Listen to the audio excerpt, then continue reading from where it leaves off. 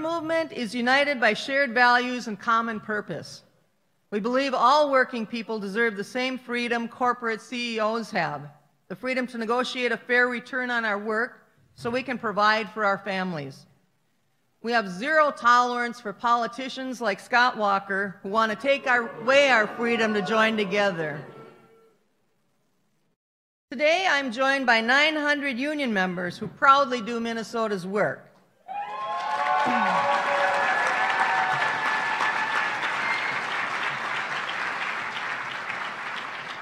Our support matters. We make the calls. That's how we win elections. In closing statements from 6 candidates. Our moderator will ask them to respond to 7 audience-generated questions. It's our chance to see where the candidates stand on issues that matter to working people. I'm grateful that all 6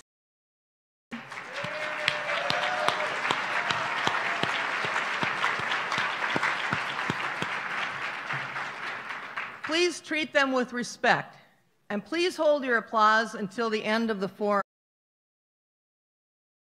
Candidates to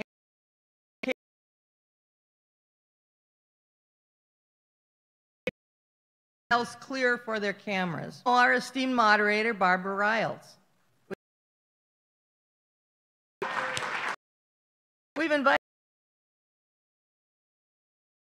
2009.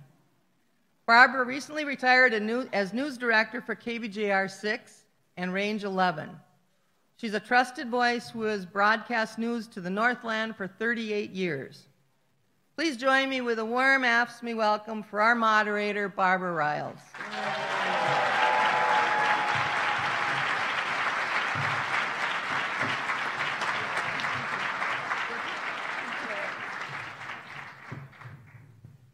Thank you, President Wahlberg. I have to say it's really nice to see this sea of green out there and a show of union solidarity. And the occasional green hat, those are pretty cool too. Those of you who knitted your hats, pretty cool. I'm Barbara Reyelts. I'm honored to moderate AFSCME's forum. I stress it's a forum, not a debate. It's the unofficial kickoff of the DFL campaign for governor. My job today is to keep these fine candidates in line. I got 3 kids, so I know how to do this. So I'm going to go over some simple ground rules. Today's 2-hour forum will include opening and closing remarks from each candidate. In between, I'll pose 7 questions generated by the audience and maybe a couple more if there's any extra time. These questions were generated by the audience, narrowed down or solidified by the AFSCME theme team. Candidates will have 1 minute for opening remarks, 1 minute to answer each question, and another minute for closing remarks. That should be easy to remember. Our timekeepers, Nixon and Suzanne, can you guys stand up? Nixon and Suzanne, where are you?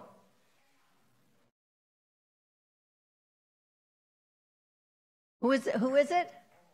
Omar and Suzanne. Omar and Suzanne. You know, Omar and Suzanne are among the most powerful people in the room today. So their signs will tell you when you have 15 seconds remaining. When your time is up, they'll show you the stop sign. We don't have the State Patrol here, but a stop sign means stop. This forum is not a debate. Please refrain from arguing with one another. Not that you'd ever do that. We have an enthusiastic audience of about 900 people. I ask you right now to silence your phones if you haven't already. You don't want to be that embarrassed by somebody else. So silence your phone and hold your applause. I know you guys are enthusiastic, and I know that you support things that these guys are going to say, but if you hold your applause until the end of the forum, that we'll have enough time then for the candidates to answer all of your very important. 6 announced Democrats are here on the stage. We welcome them.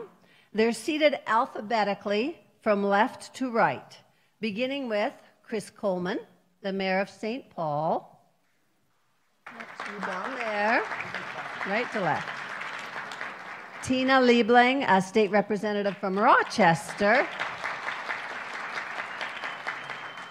Erin Murphy, a state representative from St. Paul.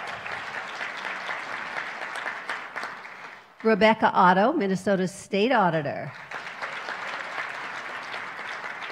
Paul Thissen, state representative from Minneapolis.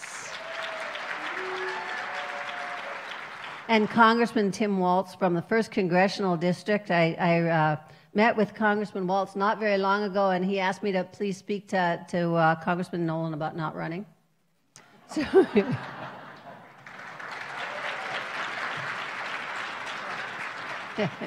right, 1 minute for each candidate, and we are going to begin right away. We have shared microphones, so you guys can just make your remarks right from where you're sitting. Chris Coleman will begin. Well, thank you so much. As a former AFSCME member, I'm very proud of the fact that the first official forum is in front of the green machine. Glad to be with you all today. And let me just express, first of all, my profound sadness on the passing of Robin Madden. And when she needed to be my harshest critic, and she kept me in line, and she's going to be profoundly missed. Yesterday, a legislative commission rejected a fairly bargained for contract.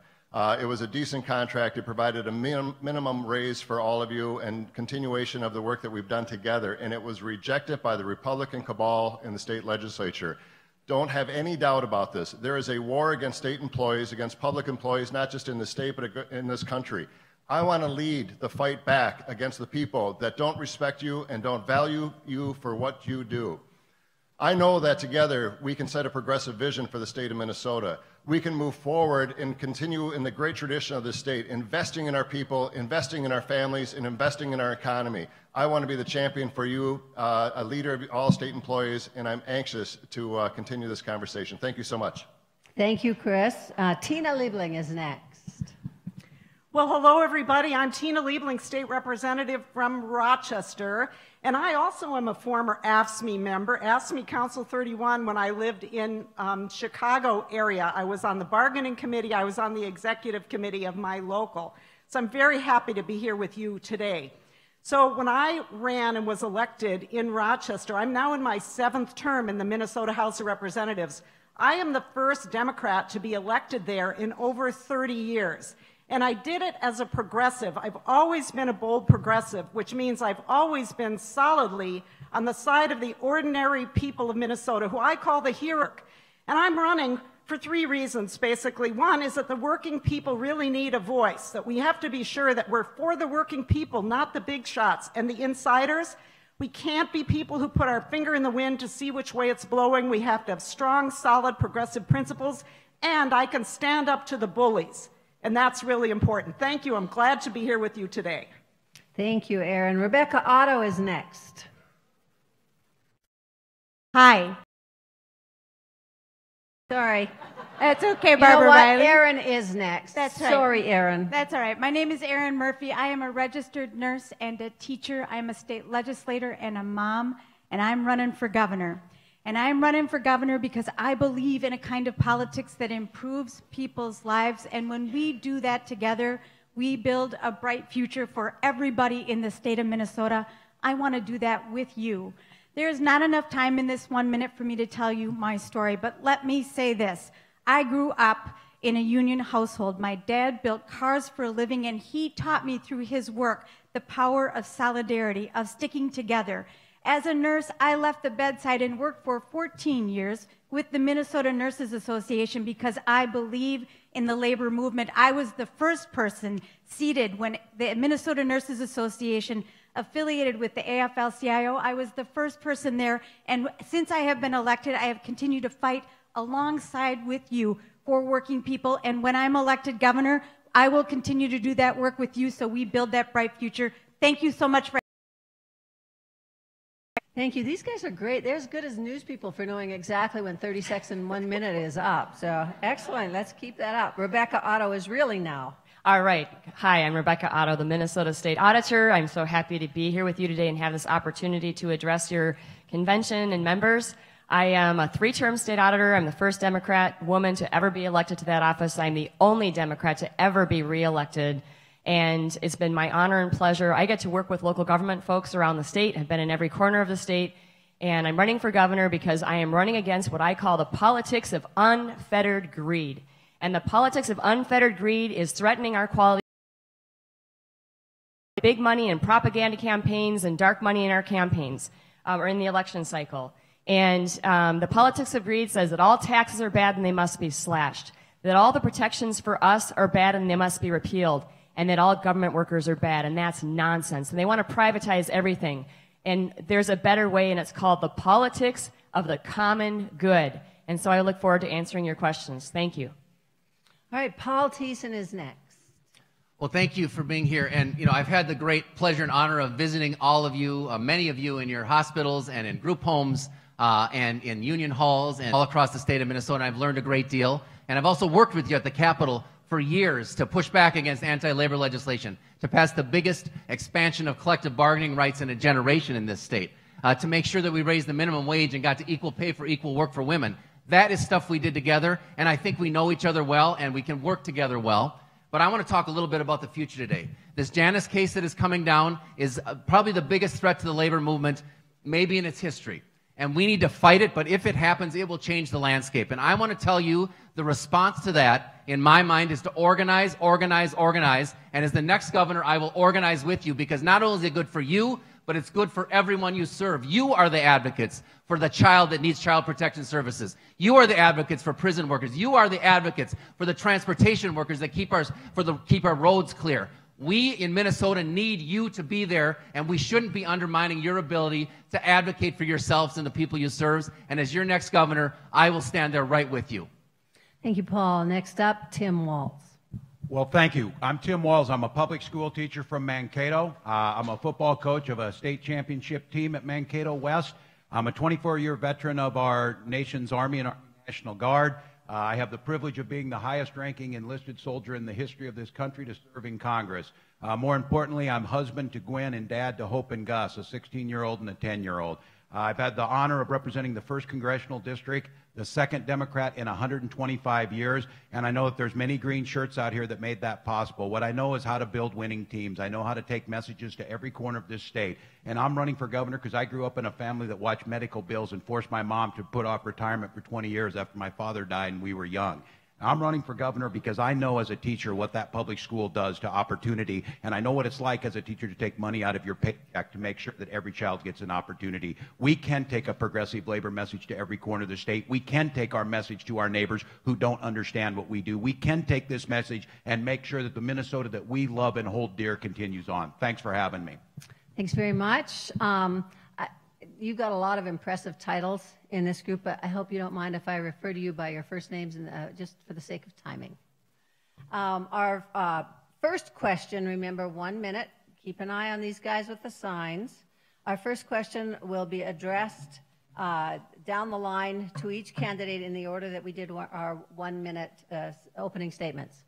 All right, so the question is, and these questions are from these folks, this sea of green sitting out here. These questions have come from them, so these are things that are very close to the hearts of our AFSCME members.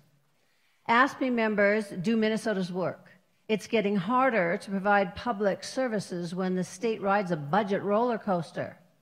How can the state provide stable funding for the services Minnesotans need and want? All right, we're going to begin with Chris Coleman. Well, thank you.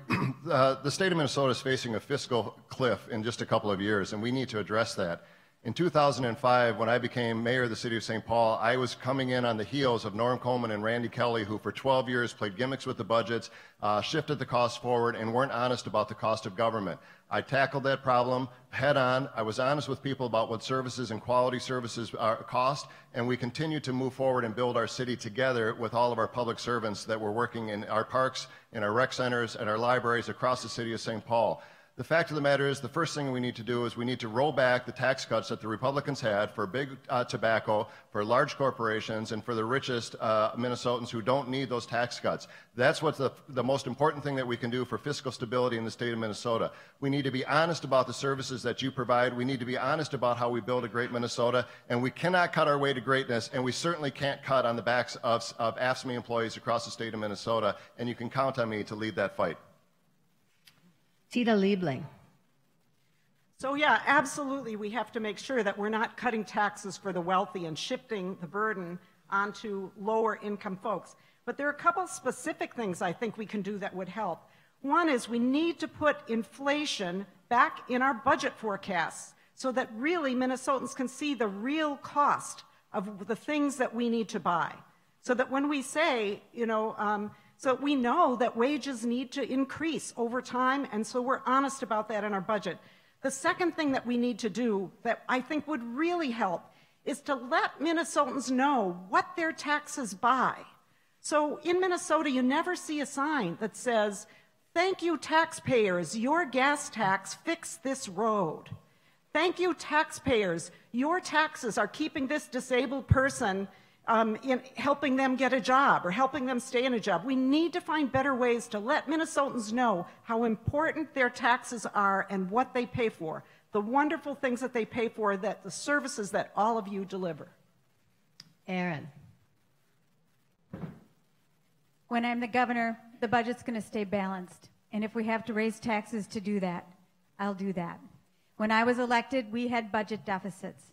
In 2013 and 14, when I was the majority leader with Governor Dayton, we finally balanced the budget, and it's stable. And with that stable budget, we can plan for our future. Without it, we will begin cutting government again and cutting employees and wages, and that's no good for us. So no from me. A stably balanced budget is a goal. If we have to raise taxes to do it, I will. Because in order to plan our future, we have to have that stability. We have to protect the general fund so that we're making sure we have the funding available to pay for state employee wages, to make sure that we're paying for strong public schools all across the state of Minnesota. And when we see things like the provider tax cut, or we see transportation funding coming out of the general fund, it means we're not going to have the funding available to plan for our future, and that is no good for our future. All right, Rebecca Otto. So having served for 12 years as a state auditor and working with government finance and how the money flows through federal, state, and local, and being on State Board of Investment and the PARA board, PARA is very important. We don't have control as governors over financial downturns. They just happen naturally in the cycle. And so that's one thing that's out of your control. What's in your control as governor is that you can work to make sure that we have a diverse economy, that we're producing the next generation of good-paying jobs, because when revenue's coming in and people are working, that allows us to invest in those things that we hold dear, like strong public schools, making sure we're paying our workers who are doing that really important work for the public. We want excellent government, and so therefore we must invest in our people that are carrying out those services. So, and I'm a big advocate of public employees in that way. So next generation of jobs, and also universal, publicly financed, guaranteed, affordable, quality health care, which will unleash the innovators and make sure that we're doing homegrown business in the state of Minnesota. That's how we make sure we keep having a strong economy. Paul Thissen. Well, I hope that you know how I would balance the budget, because I've done it before. You know, when I was Speaker of the House, we faced a multi-billion-dollar budget deficit, a $2 billion that we had borrowed from our school districts and had nothing in our budget reserve. And we turned that around, working with Governor Dayton, and the way we did it was raising taxes on the wealthiest Minnesotans in this state. And I led our caucus to take the very first vote in a generation to raise general taxes, a very tough vote for us to take, because we knew it was the right thing to do for Minnesota, and we knew it was the right thing to do for you. And that kind of leadership, I think, is what we need in the next governor, someone that's willing to take those tough votes and actually push people to do it. I also want to say, in my 6 years as leader of the Democrats in the House, we did not let the Republicans pass a single tax bill. We stood up to them every single time. And the reason we did that is what you see with the tax bill that just passed. It is going to send us into deficit, and we are going to have to start over again. I will tell you, I will not balance the budget on the backs of the middle class, on the backs of the disabled, on the backs of our school children. I will make sure that our budget is balanced fairly for the people of Minnesota, and that's my fundamental commitment to all of you. Tim Walz. This question is going to become more and more important. I came back last night after we had the opportunity to have the Republicans unveiled their budget. It is a disaster across the board, as you well know. It hits everything we hold dear. It undercuts every single investment that makes both our country and our states great. And what I understand is fighting these folks, what they're able to do and what we must do, and as your governor is able to do, is we all know where those investments need to be made. We need to make sure we're not just preaching to the choir. We need to make sure that we're building coalitions of our fellow Minnesotans who understand. When they hear about it and they said, oh, it's big unions or whatever, we need to make sure that they're very clear that big unions is my son's 5th grade teacher who's sitting in that classroom delivering a quality education. And what she's asking for is to make sure the state budget fully funds education so that we can have a workforce of the future. This is about being able to make the case to our neighbors, who 62 million of them across this country bought the nonsense of this abomination that's currently in the administration, that we didn't have the message that we stand with them. We can balance the budget. We can fairly tax those that need to be taxed and invest in the things that make this state great. Excellent. You all stayed on the mark as far as the question was concerned, and you all were within your time. Thank you. Question number 2. We believe all workers should have the freedom to join together and negotiate a fair return on their work. CEOs in Wisconsin and Iowa have that freedom, but workers there don't. How would you prevent the rich and powerful from taking away our freedom to join together in unions? Chris. Pardon me? Okay, I think you want to start with me. We want to go from all the way from the end down again. He started last time. This is. You want to start with Rebecca? Okay. Or with Tina? Okay, we're going to do it right. Tina, it is your turn. All right. Well, thank you. Well, obviously, we have to stand strong against the so-called right to work in every way that we possibly can. And I call that the freeloader bill, because obviously it's intended to allow people to get the benefit of a union without paying for it, which is very unfair and would erode unions terribly. So I think this is something that's incredibly important, because obviously the working people, whether they're in a union or not, across the state, across the nation, benefit from the fact that unions exist. We don't get power just from hoping it's so, just from hoping that the boss will give you a fair shake. We need to come together to do that, and unions are absolutely critical. And I think with all that, I actually forgot the question. What was the question? All right, I'm going to read it, I'll try and paraphrase it. How would you prevent the rich and powerful from taking away our freedom to join together in unions? Yeah, well, I mean, obviously, no governor can do that alone. It's going to take all of us working together, exerting our power, and bringing other people into it. But we've got to have a DFL governor, because if we don't, it's game over for worker rights. Erin Murphy's next. If we want to tackle the rich and powerful, we must expand unions by organizing. In this last session, despite the strong Governor Dayton, we saw through this legislature backdoor union busting to teachers across the state of Minnesota. We have to have more ambition than just stopping bad things.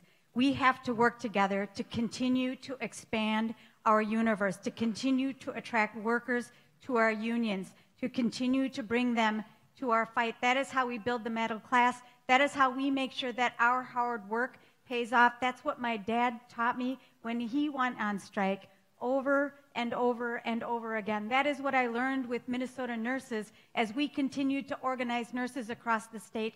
And as your governor, I will stand up for unions, and I will continue to do the work we did together to expand organizing rights and sign union cards and come out and make sure that Minnesotans understand how important your work is to building the middle class, worker rights, and prosperity for everybody in the state of Minnesota. Rebecca Otto.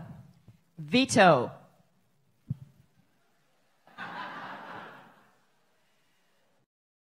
Rebecca, we'd like you to respond to the question, not to what was said.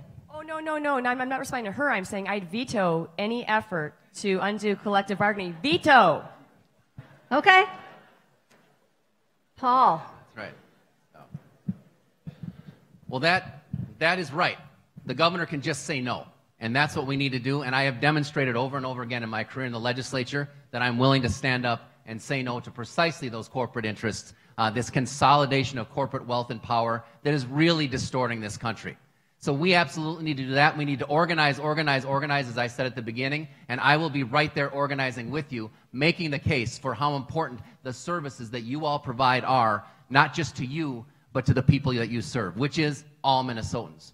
We also need to make sure that we change our campaign finance laws so that those folks don't have undue influence in addressing that. And I will say the biggest opponent of changing campaign finance laws in this state is the National Rifle Association. They have been fighting against that over and over and over again. We need to stand up to all those special interests. And the last thing, something I've been fighting for at the legislature, is we need to have these decisions made out in the open so the public knows what people are saying. When special interests get behind closed doors, that's when the people lose. And I will insist, I will not sign a single bill when I'm governor that is not negotiated in public and that is not done in a legitimate process where people actually know what they're voting on.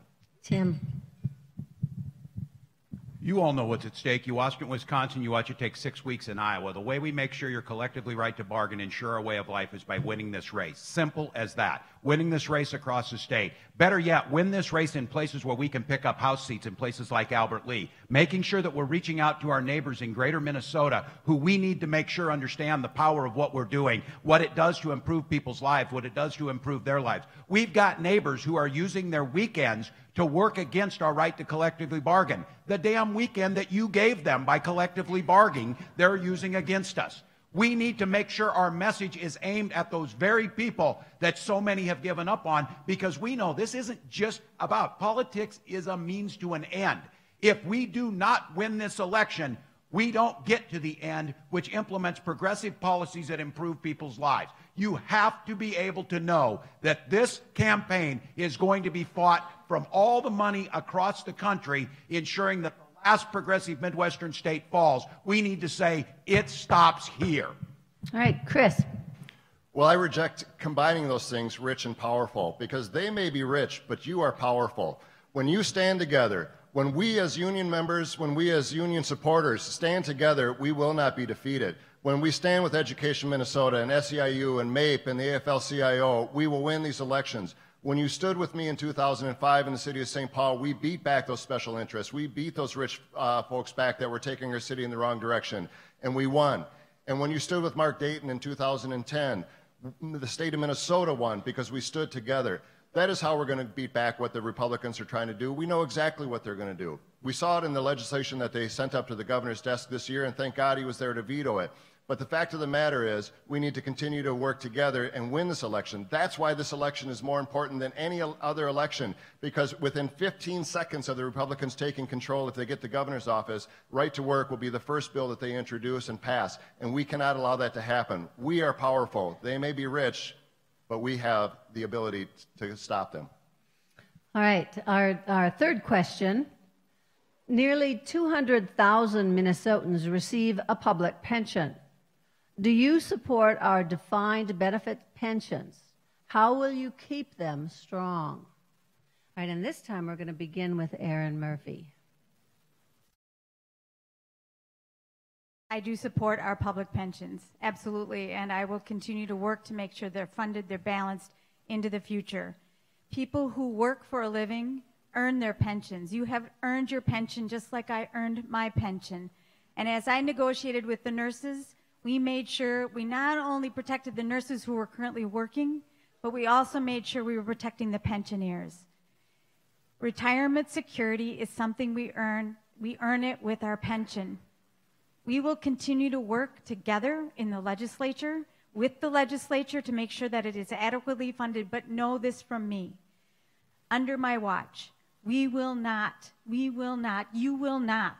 lose your retirement security. You will not lose your pension. It is critical. We have given our word. You have earned it. We will keep it. Rebecca Otto.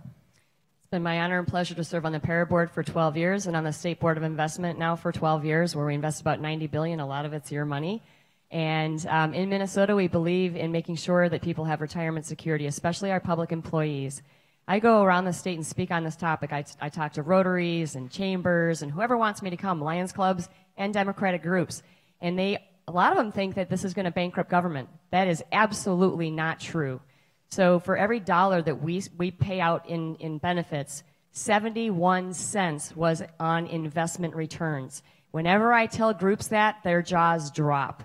So the rumors about them bankrupting government are absolutely false. I know how to talk about pensions. I know the importance of pensions and defined benefit. All the studies show defined benefit plans are the only ones that will ensure retirement security.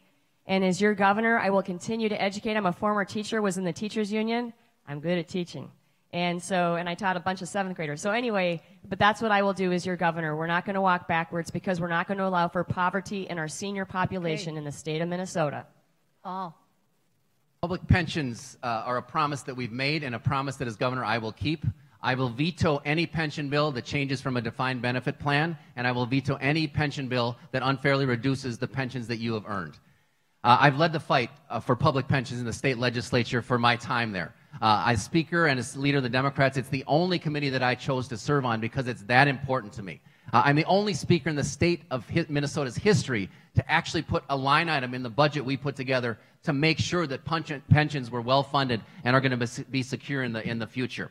I have fought harder than anybody in the legislature to make sure that your pensions survive, and I will do that as the next governor. You know, the attack on public pensions by places like the Center for the American Experiment and Kim Crockett are wrong. They are front groups for the folks, these powerful corporate interests that want to undermine our ability to have a secure retirement, folks. And I have stood up against them, and I will continue to stand up against them. The thing that is the worst to me is when people come in and say, you shouldn't have your pension because I don't have mine. My belief in politics is that everybody should have a good retirement, and we should all be working to get to that place for everyone in the state. Okay. And as your governor, that's what I will do. Tim. A pension is a sacred promise that can't be broken. I'm the one up here who's taken the hits already from the Koch brothers because I stood up to them when they tried to go after the defined benefits of our veterans and their pensions. We stood up to them and made the case to the American public. If we do this right, we make the case to the public that they're absolutely right in knowing that you earn this and it's your money. When they came to us after the collapse, and many of us know that they go and they use the collapse of 2008 as a reason that our pensions aren't doing so well, they passed a ransom note across the desk and said, we need all this money to make sure we bail out the Wall Street banks. I said, no, no, no, until we go back and take a look at why is the middle class footing the bill over and over again. Fighting these fights and taking the case to your neighbors who do not have a defined benefit plan and have been told that's the reason the economy's hurting, that's the reason Wall Street was hurting. We need to be better messengers. We need to talk to them about the things that matter to them most, and we can do that. But be very clear on this. Never, never would I allow a bill to cross my desk that touched a defined pension. The same way we said with veterans. These are honorable commitments, must be met. All right, Chris. Well, actually, this is where President Trump and I have a little bit of a common perspective. He wants to build a wall between Mexico and the United States. I want to build a wall between your pensions and anyone that would come and try to destroy them and take them away from you. And you can count on a wall, about 6'3", 200-plus-pound, blue-eyed wall, if I'm governor, that will never, ever, ever allow anyone to take your pension away. Look, when I went to work for the Public Defender's Office, I knew I wasn't going to get rich. But I knew I could make a difference as a public servant. And I knew that because of my union, I was going to have a decent wage, relatively decent working conditions, but I also knew that I could retire in dignity. You cannot work your entire life fulfilling your obligation and your promise only to have someone come in at the very end and tell you, sorry, we're going to take that away from you. And it doesn't matter whether you're a public employer or you're working for a private corporation. We're not going to allow fat cat CEOs to bankrupt their company, take their bonuses, and then cut out their workers' pensions. And we're not going to allow it to do that. We're going to fully fund pensions across the state of Minnesota, and I will fight like hell to protect the right that you have earned to a decent and dignified retirement. Tina. So you've heard us all pretty much say the same thing. And yes, I would also veto any bill that would take away your right to your earned pension. This is absolutely sacred, as somebody said. But beyond that, I think it's really important for us to convey to everyone that trickle-down economics doesn't work. You know, this is coming back. It's rearing its ugly head. The idea that when wealthy people have money in their pockets and in their bank accounts, that helps everybody. No. What helps the economy is when ordinary people, often retired people, have money in their pockets, because then they spend that money and it goes into the economy. So not only are pensions really, really important because you have earned them and you deserve to retire with dignity and respect, but because your pension and your ability to live decently helps everybody. And that's what we need. We need to keep reminding the voters of Minnesota, the people of Minnesota, of that fact. All right. Question number 4. Across the state, many human services have been privatized, and we're seeing a renewed threat of reopening a long mothballed private prison. Privatization removes resources from our communities, is unaccountable to the public, and is dangerous for both clients and workers. What will you do to reverse this privatization threat? Okay, so privatization is a no-go with me. There was an attempt to privatize the Office of the State Auditor in the legislature in 2015. I'm fighting it in the courts. I'm actually working on the constitutionality. I maintain it's unconstitutional. Anytime you privatize a government service, you have to ask yourself 2 questions.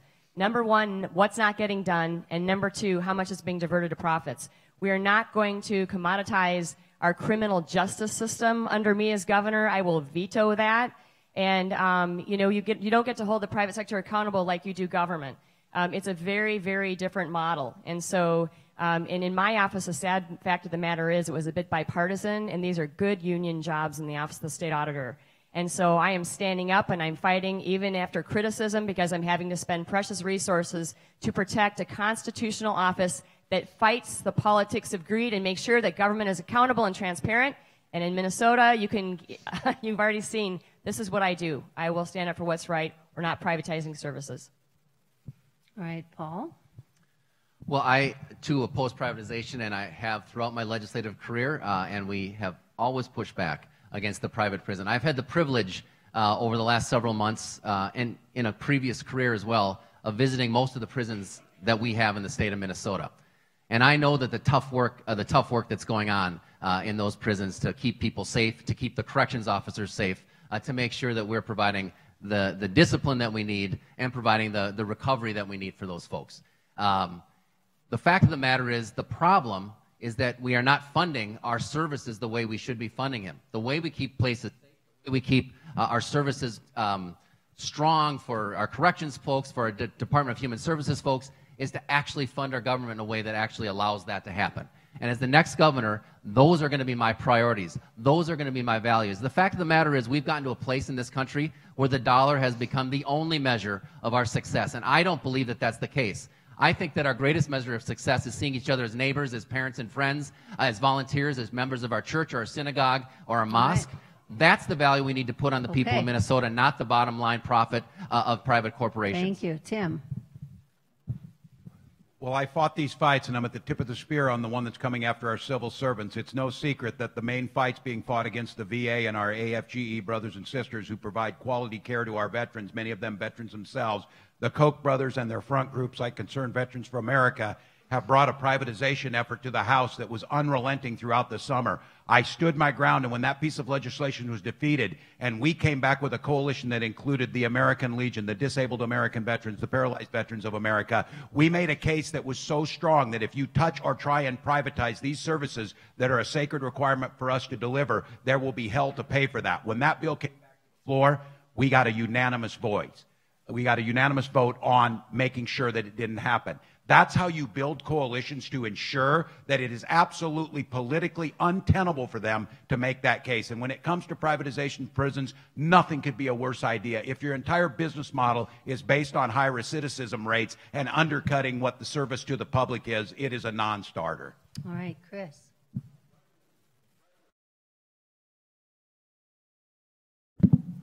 Privatization only works when you strip away people's wages, when you strip away their benefits, when you strip away their hard-earned pensions.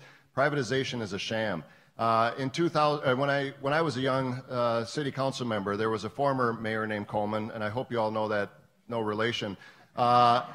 He tried to privatize city services. He tried to privatize the water department. And he told us that he was going to save some money and he were going to do all these things. And I said, well, how are you exactly going to save money? Because the cost of water is the cost of water, the cost of services, the cost of delivery, the cost of our pipes. And the fact of the matter is the only way that they were going to save money was by paying their employees less and having the executives of these companies that were going to step in take what was with the delta, the difference between what they were saving. The fact of the matter is it would have been less service. It would have been worse for our residents in the city of St. Paul. You can count on me to fight this. We did it in the city of St. Paul, and we're going to continue to do it. It doesn't work unless you treat people without dignity. Tina? Private profit has absolutely no place in prisons. And I have opposed this my entire time in the legislature, and I would continue to oppose this. And as somebody said in a previous question, veto. All right, Erin. Well, I want to begin, my brothers and sisters, by thanking you for the work that you do all across the state of Minnesota. And I want you to know how much I respect the work that you do. And I know that you bring skill and caring in all of the elements of what you do. And when the question of privatization comes to us, I think we have to ask first, why?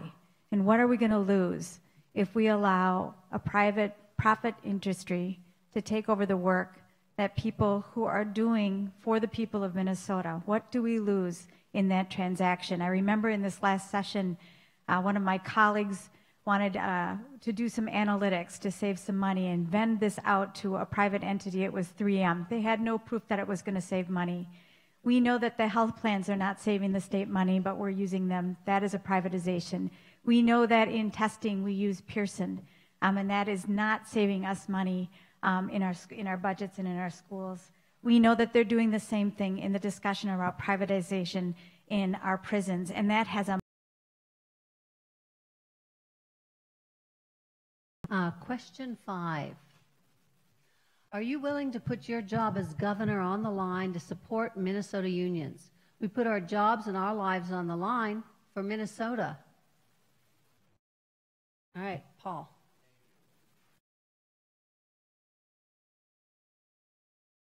Thank you. It's working. It takes a minute to kick in sometimes. All right, there we go. Oh, wow. All right, that is working. First of all, yes, I am. And I have done that in my career at the legislature. I have led our caucus when I was the Speaker of the House and the Minority Leader to go out and take some very tough votes, including spending nearly 50 hours on the House floor to pass the biggest expansion of labor rights in a generation because it was the right thing to do. We passed the DREAM Act in the state of Minnesota because it was the right thing to do. We passed marriage equality in the state of Minnesota when it was polling at 38% because it was the right thing to do. That's the kind of leadership I've demonstrated, and so yes, I will put my political career on the line to make sure that the working people in this state are defended. Now, I do want to just take a moment to talk a little bit about the veterans bill that Tim just talked about. Because the fact of the matter is the people that he didn't mention were actually the public employees unions, whose rights were stripped away by the bill that he put in place, who were stripped of protections for discipline. That is absolutely the case, Okay, Tim. this is not a debate. Well, it talks about who is going to be willing to stand up actually for public pensions right down to the wire. I will do that. The bill that Tim was a sponsor of did not do that. Talking about unions here. All right, Tim, can you respond to the question about unions? I know it's hard. It's not hard. All of us in this room know that when this is all said and done, there's going to be one of us standing against a Republican. There's going to be one of us standing that is separating this state from looking like Wisconsin or Minnesota. And all the pettiness amongst this is irrelevant. What we have to do is steal for the fight. Okay, Paul, you'll have your turn. Tim, it's your turn. Please talk about unions. Yes, I'm proud as a teacher. I know that my profession was made stronger by what my union did. I know my students' achievement was improved by that. I come from a union family. I understand the importance of it. In Congress, I've stood with my brothers and sisters. I come from the second reddest district in America with a Democratic setting in it, and I've had the support of everyone from HRC to Planned Parenthood to my union brothers and sisters right here. It's you who are sitting out there. I didn't win Southern Minnesota. I won because of the shared values of the union teacher with no bankroll, a mortgage, 2 young children who believed America could look different if we joined together and made the case to our neighbors. And when everybody said you couldn't win, we did win. Minnesota needs to know that's where it's at. You know that I don't just stand there with you in voice. I've been there with you on that, and I've been there with you in uniform for this nation. So I thank you. Chris. Really? Okay, gentlemen. Chris. When we ask you to stand with us to help us get elected, you put your jobs on the line. You put your jobs on the line when I ran for office in 2005 against Randy Kelly. And it's the least that we can do as elected officials to be willing to put our jobs on the line in order to support the work that you do. Look, the fact of the matter is, there is as I said earlier, there is a threat, there's an attack, there is a war on public employees in the state of Minnesota and across this country. And we need to be willing to stand up, not just for some ideal or some weird principle, but because you make this state great. We built up the quality of life in the state over generation after generation, and what we have built up can be taken away very quickly. And AFSCME and state employees are the backbone of that. So they're going to come up at us with bills. They're going to try to strip the budgets for all of you. They're going to try to do this. And if we have to shut government down in order to protect what we have built up over the years, we're going to do that. Because I will never balance the budget on the backs of all of you. I will stand for you, and I will put my political career on the line for all of you. All right, Tina. So I'm not running for governor because I need to be a big shot. I'm running for governor because I believe that the working people of this state really need a voice and a champion. Bernie Sanders said that the economy was rigged. You know what? It is rigged. A lot of our wealth has gone to the top. It continues to go to the top. We have corporate welfare. We have the big shots and the insiders calling the shots and making life tougher and tougher for working people. And that's why I'm running. And unions are critical. Union power is absolutely critical to turning this around. So if I wasn't for unions, I wouldn't be running for office. Erin? Barbara, would you give me the question one more time? You bet. Hard to follow sometimes, I know. Basically, are you willing to put your job as governor on the line to support Minnesota unions? They say, we put our jobs and lives on the line for Minnesota, will you? Hell yes. Every day. I'm running for governor to build the future for the people of Minnesota. I'm already put myself out there. I want to do it with you. I love politics. Serving in the legislature has been my great honor, and I've got a record of success and accomplishment, but I have spent as much time or more time traveling the state on my feet, and Minnesotans have been my very best teachers. And I know that you're putting yourself out there every single day to support yourselves and your families, and I honor that. And so yes, hell yes, every single day I will be in there fighting for you. Know that I am Irish, I'm calm, but I'm a fighter, and I'm going to fight for you. Rebecca. So both my mom and my stepdad, who later adopted me, are in a union. And when I was little and I was 6, my dad left. There were 4 kids and I was 6 years old. I know the importance of making sure that you can put food on the table and keep a roof over your head and to provide for your family and yourself. I don't consider, like the job I'm in now, it is a job, but I'm supposed to be a leader. I don't follow, I lead. And I'm not afraid to lead on what's right, even when I'm criticized, when I know it's the right thing to do. And as governor, I plan on leading, and I've taken leadership positions as state auditor where I've been criticized and told I'd never return to public office again. But you know what? I'm still here. And I plan on, I'm so honored to lead and to do the right thing, even when it's difficult, when it's the right thing to do for the common good. All right, question 6. From Rose Creek to Zim, from Wilmer to Rochester, and from Minneapolis to International Falls, how will you engage Minnesotans across the state to win your campaign for governor? Tim. The same way I have for 6 terms in the United States Congress. Think about that, 2 Democrats in 125 years. You don't do that alone. You do that by getting out and talking to where people's hearts at. You don't try and find the center of their politics. You find the center of their lives. When they look at me, they see themselves. They know that I've got young kids in public schools. They know that my wife is working, trying to make sure that we hold our family together. We get out there by showing the respect to them that they deserve, not trying to figure out why they vote against their own self-interest. Perhaps it would be important for us to understand their self-interest and to understand that they are just trying to struggle against changes in demographics, changes against technology, and trying to have the life. When we're in communities in southern Minnesota, small communities, we're not failed urban areas. We have a different way of life. And we need to make the case that this is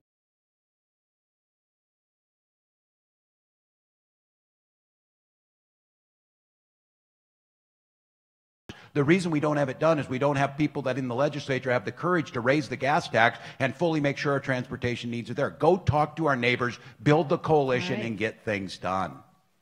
Chris. Well, first of all, I have to counter. I've never heard the term Irish and calm in the same sentence. At least not in my family. Look at Democrats win when we are true to our values and we hold true to our principles, not when we're trying to be something that we're not when we run for office promising one thing and then governing in a different way. We win when we're honest with people and we talk about what our vision is for the state. And it's not just about what we have from our own little corner of the world. We've got to stop making rules for people that we don't really know much about. We've got to start making rules for people that are in a different position. And we need to focus in on the basics. We need to focus in on where people live and what their hopes and aspirations for their community and what economic security for their family means. Because the fact of the matter is people don't feel like sometimes the Democrats are talking about economic security for all. We're good about talking about it sometimes for some people, but we need to make sure that when we go to all those communities that you listed, we listen to them and say, what is your hope and aspiration? What do you need for this community to be great? Whether you're Fergus Falls or whether you're Worthington, how do we make every community in the state great? Let's listen to people and then govern based on what we hear. Tina. So I represent a district that's about 40% Republican. And as I said at the outset, I turned that district from red to blue, first Democrat in over 30 years to be elected to the legislature from Olmsted County, from Rochester. And I think that here's my ingredient for that. As I said, I've always been a bold progressive, never pretended to be in the middle of the road, because I think that's where you just find white lines and dead skunks, as they say. So, but my ingredients are these. I think people need to know that you are who you say you are. In other words, don't do stuff when it's safe, do stuff that's right. Never put my finger in the wind to decide which way to vote or what position to take. And secondly, I think people need to know that we care about them, that we have their interests at heart. And that's what I'm planning to do in running for this race. I think people across the state have the same interests. They all need clean water. They all need a good education. They all need health care that they can access and afford. So that's what I'm running on. Maybe more dead deer than skunks, huh? Both. All right, Erin. So I'm married to somebody named Joe, and in 1980, Joe and another guy named Mick started a painting company, and they paint houses for a living. And in 2008, when the economy crashed, Joe and Mick's company almost went under. And I am an optimist about our future and about our politics, but Joe is a pessimist, and when I ask him why he is a pessimist and why he's angry, he says, you know, not very many people on Wall Street and not many bankers paid a price for what happened to my company, but we did, and our family did. And I am grateful that Joe didn't vote for Donald Trump, because that would be a big problem in my home, let me tell you. But I can understand his frustration, and when I listen to people all over the state of Minnesota, and trust me, I've been in their homes and barns and combines, which I can drive now, our schools, our clinics, our hospitals, our businesses, Minnesotans want to make sure they're being heard, that they have a seat at the table and their issues are going to be considered. And they know that from me because they know me, because I've been there. Thank you. Rebecca. So I come from tough politics. I got elected in the legislature after we lost Paul Wellstone and Michelle Bachmann's old Senate district, so I know tough politics. But where I'm different is I appeal statewide because I've run in one statewide, and I had a primary challenge last time, and we won by 81% of the vote in August. So I know how to appeal. Minnesotans know me. They respect me. I live on a small farm, and I'm on the edge of the rural and metro, so I'm that true bridge between the rural and metro area. I worked with firefighters, fire chiefs, mayors, administrators within local governments, and so they know me, they respect me. And I've run on the Rural Finance Authority Board for 12 years where we finance farm operations. So I am steeped in public pensions, investments, farms, local government finance. When Pawlenty ran for governor, I won more rural counties than he did. I win more rural counties than Dayton. I exceeded Governor Dayton's margin of victory by 6 points in 2014, and I exceeded Congressman Nolan's margin of victory by 12 points on the Iron Range. I can appeal to Minnesotans, and I can win the governor's race. Thank you. Right, Paul? Thanks. Well, one thing I know for sure is that we don't need to compromise our values in order to win. In fact, we are going to lose for certain if we do that. And the other thing I know for sure is the only way to win these races is with people-powered movements. And it's not about one individual candidate. It's about all of us working together. That's the way I've governed, and that's the way I've campaigned, and that's the way I'll do it. We need a candidate that can unify our party and can unify our state, and I think I'm the person that can do that. And the reason I say that is because I've done it. I led a caucus of geographically diverse, ideologically diverse people, and we turned that into a unified force that passed the most progressive agenda in a generation in this state and stood toe-to-toe and held the line on Republican attempts to take us backwards in this state. That's how we do it. And how did we do it? I went out and listened to my members. I visited their communities to hear from their neighbors. I worked with our allies to make sure that we were on the same page. And I had a simple personal mandate, and that was this. I believe the only success in politics is getting things that matter done for ordinary people. And I connected that with our caucus, and everything we did was around that. And that's the only kind of politics I believe in. And I think in this chaotic day of Trump and what's going on in chaos in Washington and gridlock, that's the kind of thing that's going to resonate with people, actually getting stuff done. All right, now this is the question I think you've all been waiting for. We're going to hold that applause. What will you do to make affordable health care accessible for all Minnesotans? And what does affordable health care mean to you? Chris. I think this is one of the central issues facing our country at this time, and it gets harder and harder to talk about when you see the Republicans in Congress continually trying to get rid of the Affordable Care Act, which, while it has problems, is actually working for many people across the country. And they're trying to throw millions and millions of people off of health insurance. Health insurance has to be universal, it has to be affordable, and it has to be comprehensive. You cannot go bankrupt as a result of you trying to get health insurance. Look, I'm kind of facing this personally since I'm done with my job as mayor in a couple of months. If I have to get a COBRA, it's going to cost me $2,400 a month for me to provide family coverage for myself, my wife, and my son. I don't know exactly where the line of affordable is, but I know it sure as hell ain't at $2,400 a month. So we need to continue to work. We need to expand eligibility for Medicare. We need to continue to expand the work that we've done over the years. There's been some great leaders, and there are some who are sitting here at this table that have really led the fight on behalf of universal and affordable and comprehensive health care in the state of Minnesota. We're going to continue that fight. All right, Tina. It's time to stop talking about health insurance and talk about health care. We need single-payer health care in this state. We need it in this country because the system of health insurance has failed, it's failing, and it's never really going to give us what we need. So we need to move toward that in this state. There are things that we can do. We can't, of course, do it alone right now with the Trump administration there stopping us at every turn. But we need to get, first of all, we need to get the HMOs out of our public programs. We need to deprivatize our public programs. This is something I've been working on for years. I've had bills in to do it. I think even Republicans understand that those companies are wasting a lot of our money and making our system a lot more complicated than it needs to be. And we need to make sure that people can get health care without having to take money out of their pocket, because that just stops people from getting care that they need. Right, Erin? I'm a single-payer supporter. 25 years ago, I was a baby organizer for the Minnesota Nurses Association when we passed Minnesota Care, and I believe it's time to use Minnesota Care here in Minnesota and allow anyone who chooses to buy in.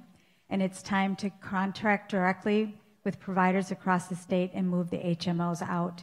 I don't want to wait for Congress. I don't have a lot of faith in Congress, but I have a lot of faith in us, and we have tackled tough issues all across the state of Minnesota. You are in a good health plan, so am I. we should make sure that people who have health coverage can count on it when they're sick. And it meets the same affordability standard that we're enjoying right now because of what we've been able to do collectively when we've negotiated for that. I'm a registered nurse. This is not a political question for me. This is a question of values. And there are people all over the state in their pocket expensive. We led the way 25 years ago, and we will lead the way again when I'm your governor. Rebecca. I will be releasing a plan that is a universal health system, publicly financed, guaranteed, quality, affordable. And if you're a Minnesotan, what we need to get to is if you live in Minnesota, regardless of your pre-existing conditions, regardless of your age, and regardless of your employment status, you should be covered, period. It's the right thing to do, and it's not impossible. I have no faith at the federal level that they're going to get this done. We should push them too, but if they don't, we're going to do it because in Minnesota, we like to lead on good public policy. We care about the common good. That makes us really special. It's one of our values. And I've been working, and I will be releasing it, and I look forward to sharing it with you. Nothing is impossible when you put your mind to it. And whenever I've faced obstacles in my life, I haven't done it from a place of fear. I've done it from a place of clarity and conviction, and I'll do the same with this. Thank you. Paul? Well, I support Medicare for all as well, but this is a values issue. My parents were both public school teachers, and one of the lessons that they taught me by their example is that what they did every day was put my sister and me first. They paid it forward because they knew that the next generation was incredibly important. And that's how I come to my politics, from that simple proposition, which I think most Minnesotans' parents and most Minnesotans believe. What that means in healthcare is that we should all be in one pool, because I'm thankfully healthy today. But I know that one day I won't be. And there's some people right now that are not healthy that need my help. And there's going to be people that are going to help me in the future when I get sick. That's what our healthcare system should be about. It should be paying forward. It should be about taking care of each other ultimately. And that's the values that AFSCME shares as well. You work together because you know you're in the same boat together. We should approach our health care from that fundamental Minnesota value, and if we do that, we're going to get to the right kind of system. All right. Tim. I ran for Congress in 2006 on some pretty simple platforms, and one of those is the accessibility and the universal access to health care. It is a basic human right.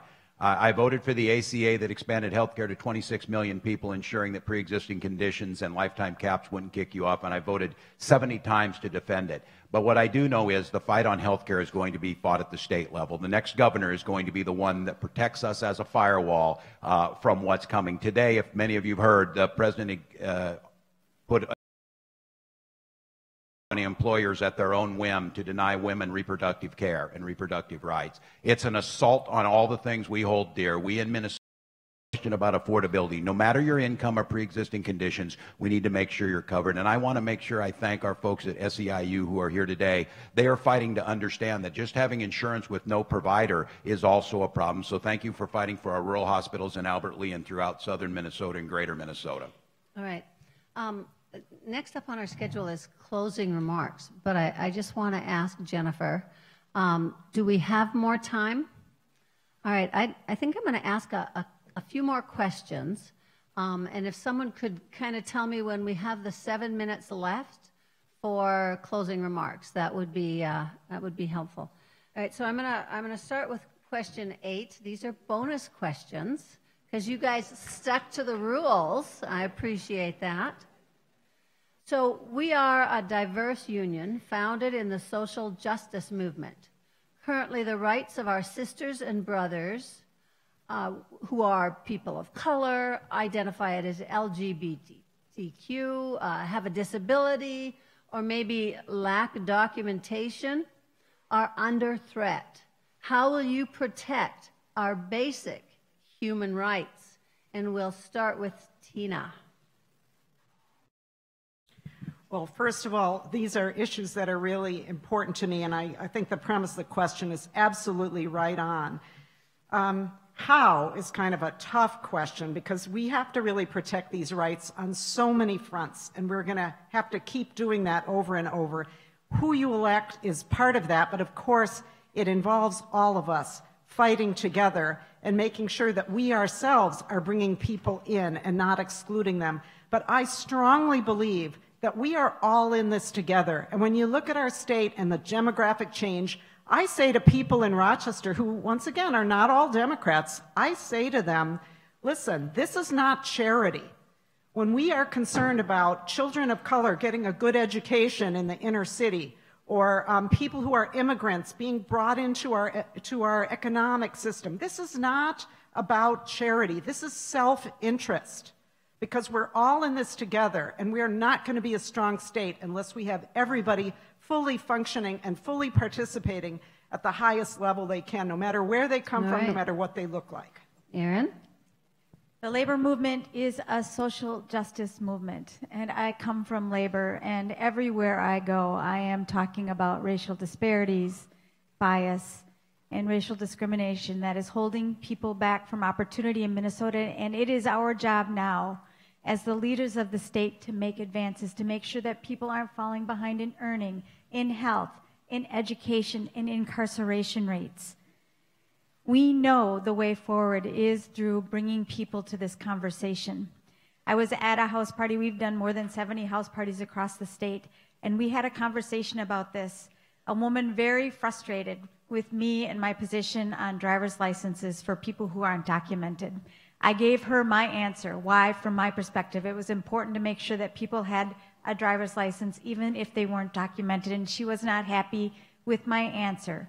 But for 15 minutes, the room in Willmar, Minnesota, the mayor from that community and leaders from that community and neighbors in that community engaged in that conversation, and that room moved. That is how we're going to do this, and it is an imperative for us, for the people of Minnesota, to make sure Minnesota is a place where people want to come and work and live and raise their families. Rebecca. Thank you.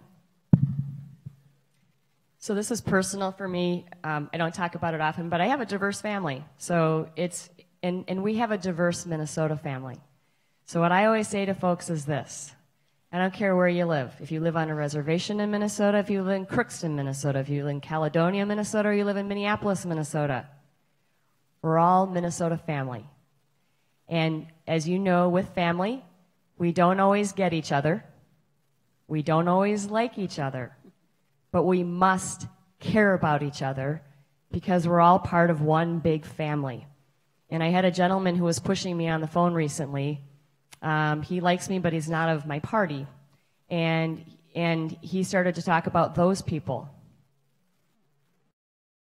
And I said, I said, we're all one big family. And I did that whole speech with him, and he got really quiet, and he didn't push back. Because you know what? We're not going to, the divide and conquer that's happening right now is a tactic in politics, and it must stop. And as your governor, we care about each other. We care about the common good. Paul? Well, how we do this is having those conversations and then having the courage of our convictions to follow through. You know, when we passed the DREAM Act, when we banned the box, when we passed marriage equality, those were not particularly popular issues at the time. But we worked with people outside the Capitol. I worked with people outside the Capitol to bring the energy in those conversations into the Capitol to make change. That's how we do it. And that's the lesson that I took from that and the lesson that I always learned. I think we need to be much more intentional about how we do this. We should look at every law through the prism. Is this going to grow or shrink the opportunity gaps in this state? I have legislation that would require us to do it, and as governor, I would implement that. But this is a pretty simple issue for me. You know, I've represented refugees in their asylum cases as a lawyer from Africa, from Asia, from Latin America on a pro bono basis for several years. And I know in detail the horror they've faced. You've seen the boy washed up on the shore, the Syrian boy washed up on the shore. When we take votes on these issues, when we stand up on these issues and put our name on the line, that's a test of character. We can't make this about political compromise. We can't make this about the political defending refugees, on defending immigrants, on standing up for the people of color in this state. That should tell you a lot about what kind of leader someone is going to be. Tim. I coached for a long time. You never throw at the guy who strikes out. You only throw at the guy who hits. So first of all, in 2006, I ran on full marriage equality. And the idea on that was that wasn't something like someone said, wow, That was amazing. You won in a rural area because you ran on something like that. And in spite of that, I said, I didn't win in spite of that. I won because of that. Standing up for our transgender troops who are trying to serve this nation with dignity is something that matters. But once again, this idea of talking about how you're going to do it, the strongest statement you can make is, especially with people of color, to making sure that people of color and diversity is represented, is by making sure you're putting those people in positions of leadership. And I think this morning, actions speak a lot louder than words. I think you know something about my character and the type of team I will build to make sure that that diversity is represented in true leadership and a true voice. And that's how we change Minnesota. That's how we change the conversation. Chris? Thank you. I once spoke in a room about this size, and I guess the difference was they had been drinking all afternoon. Well, I hope that's a difference. But anyways, I gave a speech on education, and at the end of it, this guy stood up. He says, I want to know why you support all these immigrants. Why do I have to dial 1 to get someone who speaks English when I call my bank? And went off on me, and I said, well, I find it bitterly ironic that the first question asked of me at the Norska Torska Klubben is why I support immigration. We have always been a diverse state. We are a nation of immigrants. We are a state of immigrants. We are a state of diversity. We need to have everyone at the table. Our economy cannot thrive unless everyone is included. We can't afford to leave anybody behind. I am proud of the work that we've done in the city of St. Paul to support our immigrant community. I am proud of the fact that we have a 100% index from the HRC, the Human Rights Campaign, in terms of our work on LGBTQ rights. I am proud of the fact that 2,700 employees in the city of St. Paul have gone through diversity and racial bias training. We're working on it, but it's tough conversations, it's knee to knee, it's eye to eye, and we've got to just buckle down and do the work because we can't afford to leave anybody behind. All right. Our last question, it could be a yes or no question, or I'm going to give you an option to explain why you feel this way. What I want to know is, will you abide by your party endorsement? And we'll start with, is it Tina's turn or Erin's turn? Erin's turn.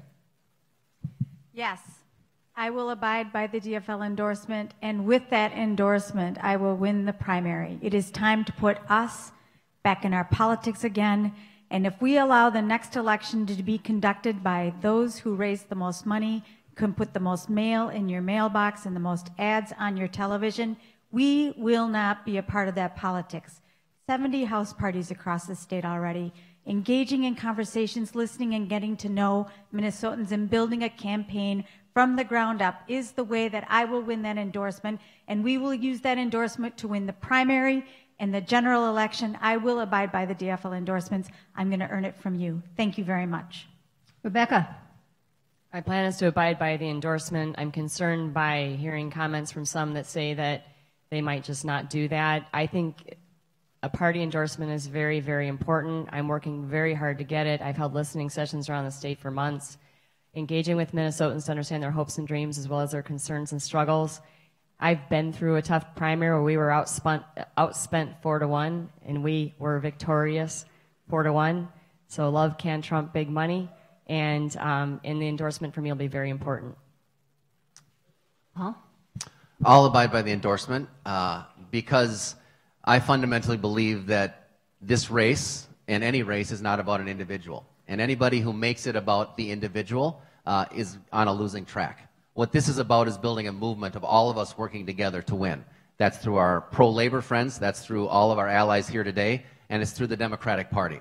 And that's the way that we're going to not just build the power to win elections, but we're going to have the power to actually make progressive change in this state. One person can't do it alone, and we should not fool ourselves into thinking that that's the case. Tim?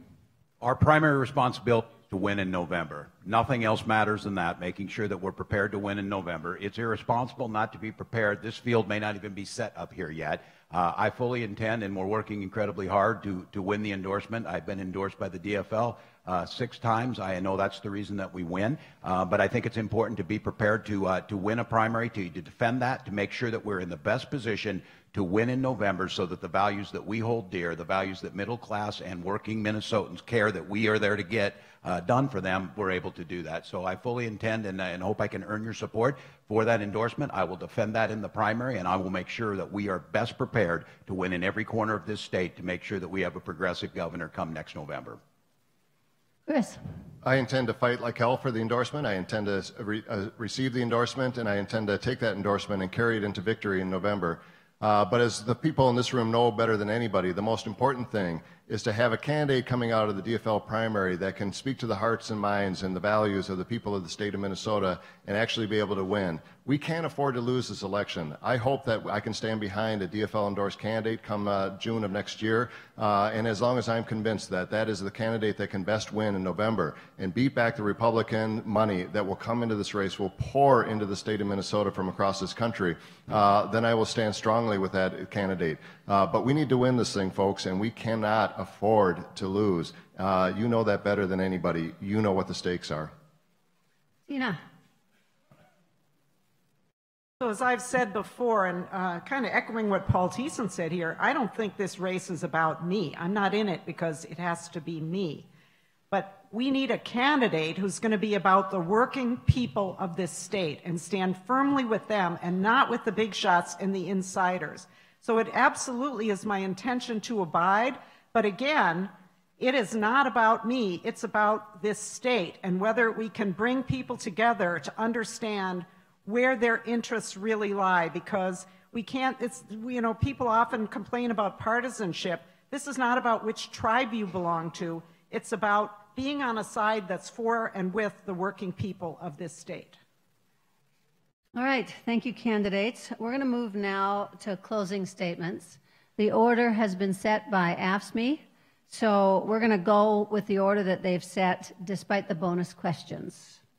So we'll begin closing statements. Again, I remind you, you have 1 minute. We're going to begin with Tim Walz. Great. Well, once again, thank you for all of the work you do. Thank you all for being here. Thank you for making Minnesota the place that we love. I'm grateful to stand with you. I'm grateful for the help. I'm grateful to stand in that classroom with you over the years. I never planned my life to run for office. I'm a teacher. I'm a soldier. I'm a dad. I'm a coach.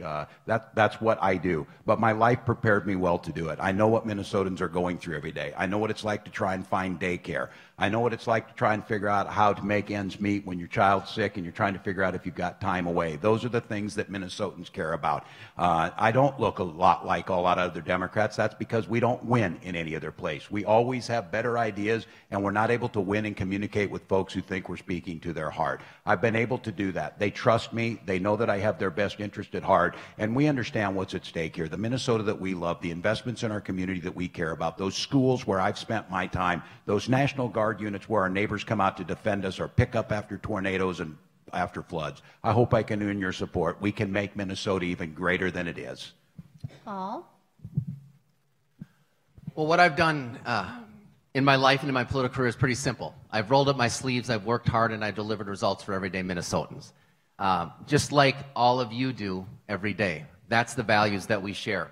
And it's not flashy, but it's what makes this state the state that it is. And as I survey the landscape today, I'm pissed.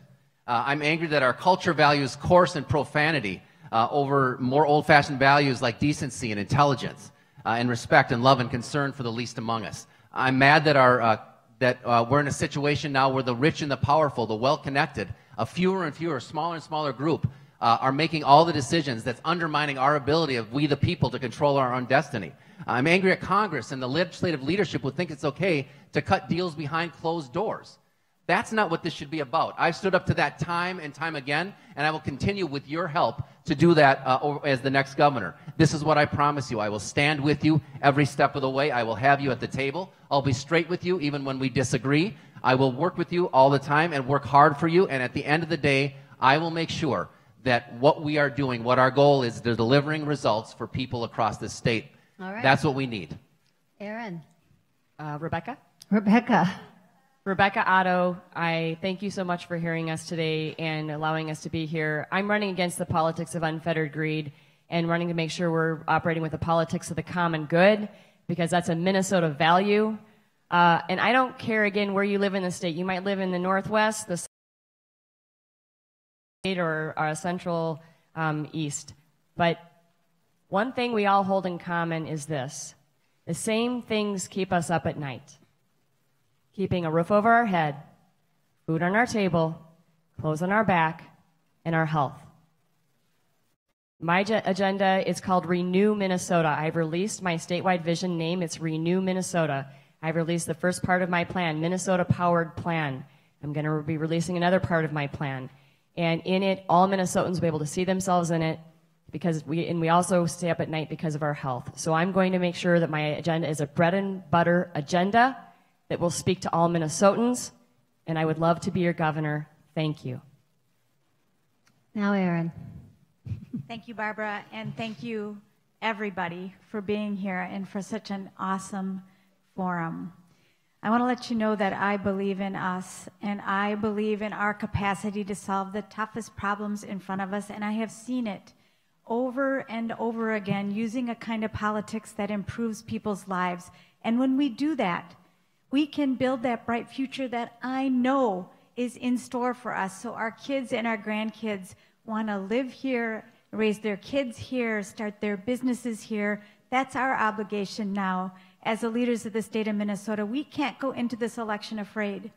We can't be afraid. We have to stand up for what we believe in, for an honest and progressive vision for the state of Minnesota. That's why people choose us.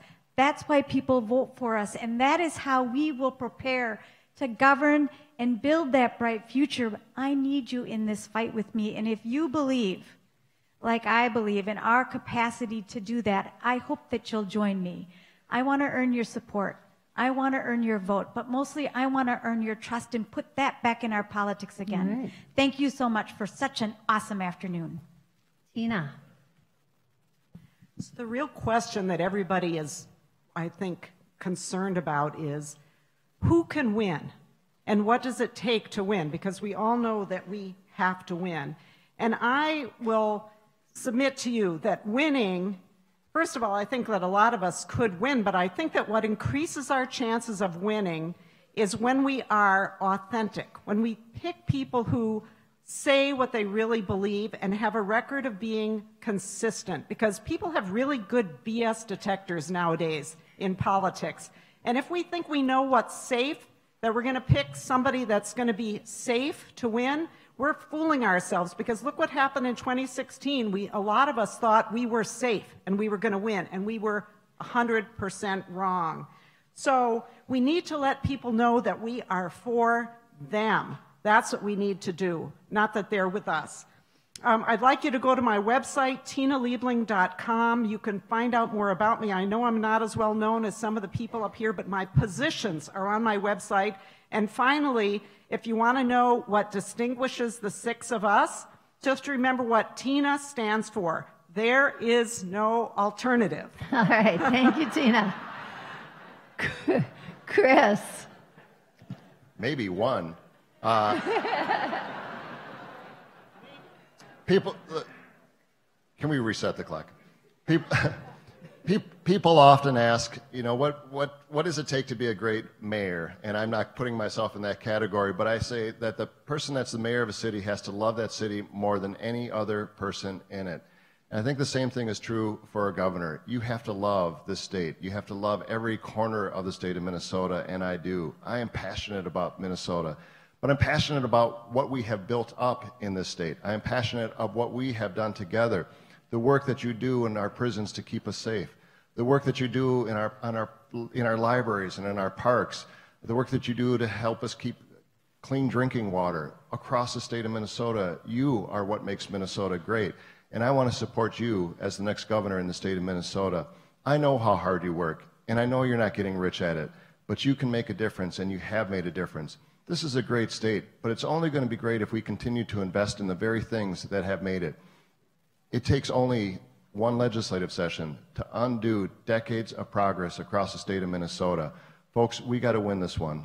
I'm in the best position to win, and with your support, we are going to march in to the corner office of the state capitol and govern on behalf of everyone in the state of Minnesota. Thank you all very much. Some very civil discourse here. I know debates are sometimes more fun, But I think a forum like this is much more informative. We saw some debates get really out of hand in the presidential election, and this one showed us all what civil discourse is like. So I thank you all very much.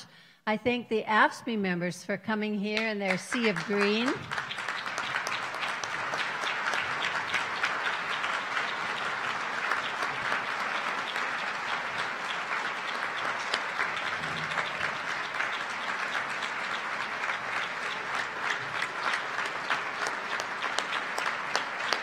Thank you. Thank you very much. I would like, hold your applause, because before we're finished, hey everybody, I know you had all that pent up applause, right? You had to let her rip now. But before we're finished, I want to invite President Judy Wahlberg up for some closing remarks. Thank you for having me today, everybody. I appreciate it. There you are. Sneaking behind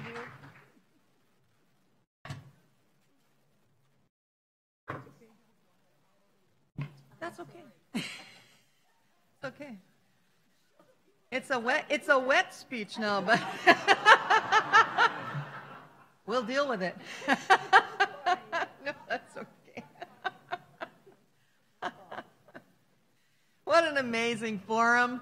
We've got a great field of strong candidates, don't we?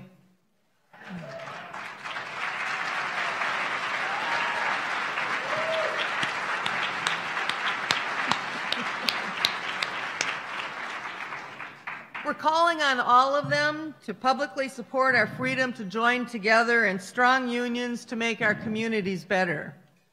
I want to thank all the candidates for showing us where they stand on issues that matter to working peoples. Thank you, Tim Walz.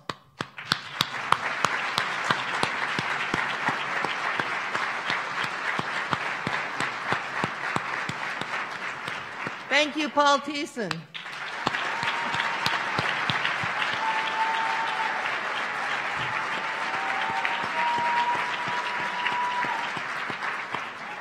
Thank you, Rebecca Otto.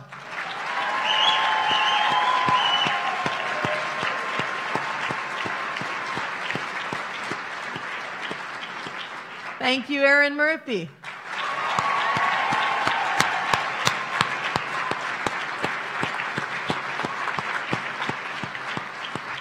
Thank you, Tina Liebling.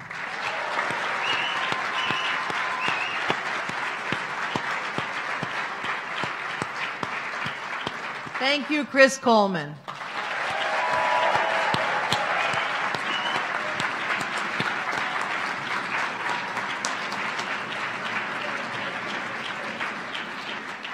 And thank you, AFSCME members.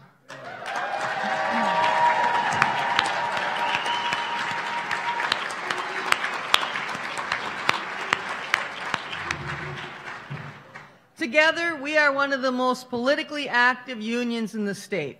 We never surrender at the Capitol or at the ballot box. One thing is certain: students are smarter, families are healthier, and our communities are safer when working people have a voice in the halls of power. Today's forum begins AFSCME screening and endorsement process. AFSCME members will continue one-on-one conversations about issues that matter to working people. At a later date, our union's executive board will screen and endorse a candidate for governor. Working people must unite to elect a pro-worker governor in 2018. Our survival depends on it.